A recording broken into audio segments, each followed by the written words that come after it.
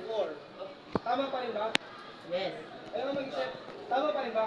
Kanina, no, sabi ko, sa loob ng 10 segundo, bibilang tayo. Then times 6. Ngayon naman, may technique pa na sa loob ng 15 seconds, pag multiply ka naman, bibilang times 4. Tama pa rin ba? Okay, tama pa rin. Anong it depends? Ganyan pa lang reason. Balikan niyo yung mga minuto. Again, 10 segundo, yung una. Tapos magbibilang tayo. Then after tayo makabilang, ita-times natin sa 6. Next! Yung isa pang style ay 15 seconds, imumultiply naman natin sa 4. Ang tanong, tama ba? Yung pangalawang sinabi ko, tama pa rin. Hindi? Bakit? Bakit tama? Bakit tama? Kahit mo, kasi nakaluta ka sa ulan. Eh, bakit nga? Pansinin nyo ha, 10 times 6. 4 times 15.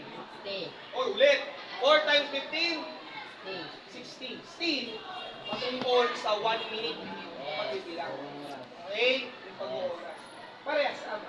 Ano, baka kasi malito lang kayo. Lo, yung sinabi ni Sir, malito ganyan. Eh, samantalang sa libro, 15 times. Ha? Meron daw tayong tinatawag na maximum heart rate. Paano yung kino-compute? 220 minus your age. Halimbawa, ang edad mo ay 20. So, ang maximum heart rate mo na dapat ay meron, 200. Ibig sabihin, makakating mo yung maximum heart rate kapag ikaw ay nakagawa ng isang physical activity. Diba kapag tayo ay pahinga lang, kung ating heart rate natin mababa. Pero kapag tayo kumilos, gumawa, mas tataas na.